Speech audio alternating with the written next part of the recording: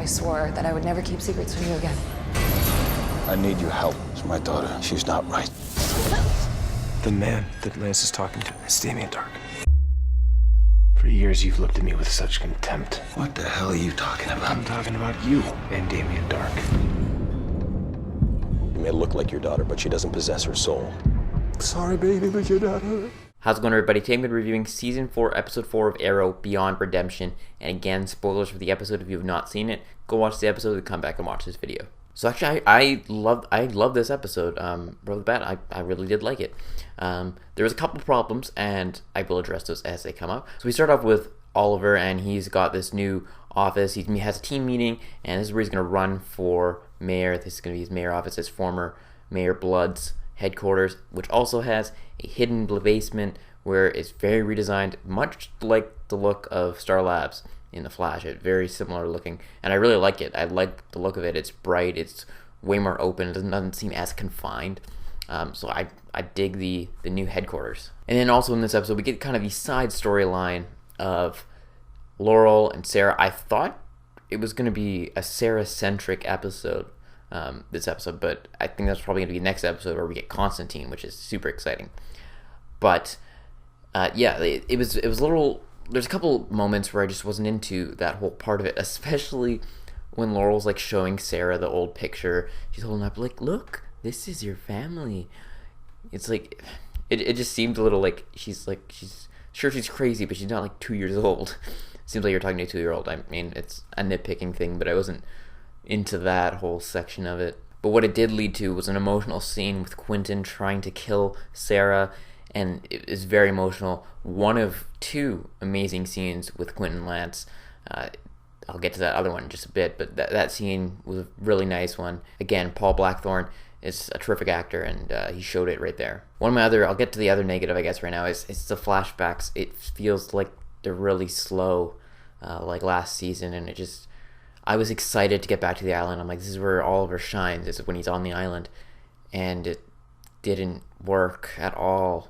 The pace of the stuff in Star City is way quicker than what's happening on the island. Like, I feel like that the whole flashback scenes probably took like 5 minutes, 10 minutes total time, where Star City stuff took like a day or two.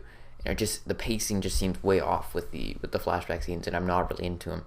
So I'm way more interested in the stuff going on in present day. Then you get Felicity being hesitant about finding out about Ray. She thinks it's Mr. Terrific and how her phone's all acting up, which is probably going to get pushed back probably an episode or two.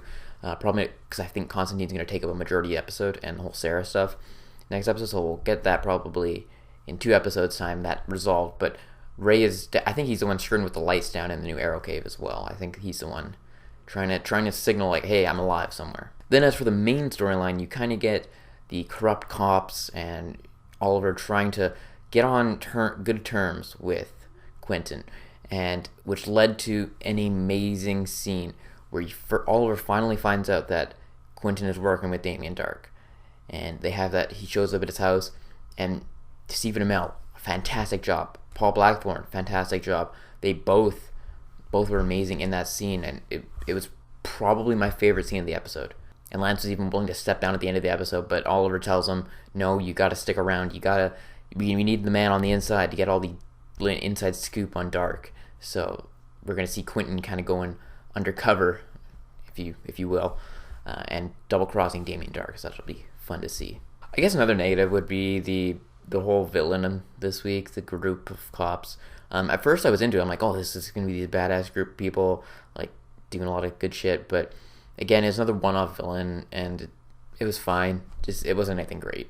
And then at the end of the episode, we get that great montage scene of Oliver announcing his candidacy, and that's going to be cool. I'm curious who he's going up against right now, because there's no other person running for mayor, so I'm sure someone's going to step into that void, and I'm probably going to be Damien Dark, but regardless, I'm looking forward to him being the mayor, because it seems like a very Bruce Wayne-y type thing to do.